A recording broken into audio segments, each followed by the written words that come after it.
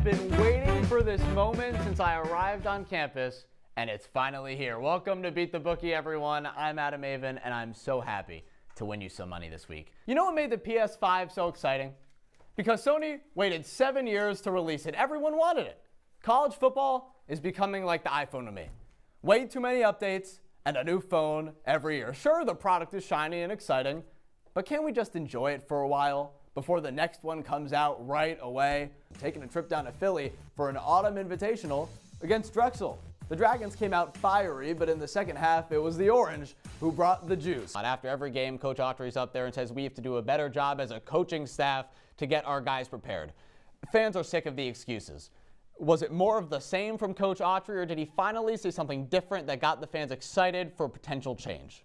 But as my friend Happy Gilmore once said, someone's farther. Because June was always past the whole Syracuse defense. They had no chance of stopping him. GMs from around the NFL, they said Dante Moore still has some things to work on, like a lot of guys. But I think there's one reason why he's not going to the NFL.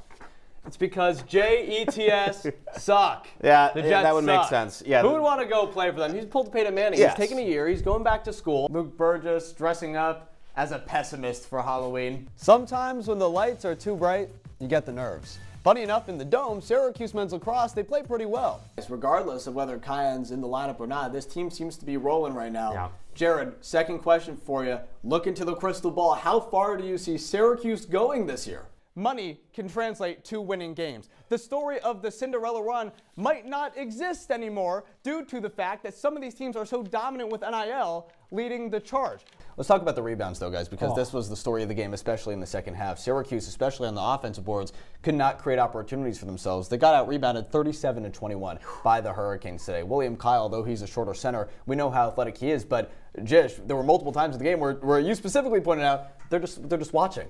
Donnie Freeman's just standing by the bucket, not going after these balls, and you see the coaches on the sideline screaming, "Go get the basketball!" Why isn't it there on the rebounds? You know, I'm here, and you're lucky. I'm going with you. Adam Goggin gets the 2 points here, so don't want to give anything away. But Adam, we talk about some of the players in March. We mentioned Michael Brown. That's a big one for Louisville. He's going to be out. But there has to be some other players who have a lot to prove in March Madness. Who do you got? I mean, I'm sorry, but I'm just. It's a cop-out answer. We've been hearing so many apologies and excuses lately. At some point, you gotta just win the big game. I mean, I know we're so many years into the Franklin tenure at Penn State right now, but there's so many rumors of him going to other teams, like he's gonna fix other teams' programs when he can't do it at Penn State, one of the best recruiting schools in the country. To make things crazier, Corso ended his career picking 66% of his all-time headgear picks correctly. Over 30 years! With the way that Kyan Anthony's played, guys, over these first few games, if he keeps this up, and he's a one and done, maybe it's possible. Hey Zach, it's a possibility. Kyan Anthony might end up on the Mount Rushmore of Syracuse basketball, but who knows? For Jared Valentin, Milo Hoffman, I'm Adam Avin. For our EP, Gabe Perrin, thanks for joining us, and we'll see you next time.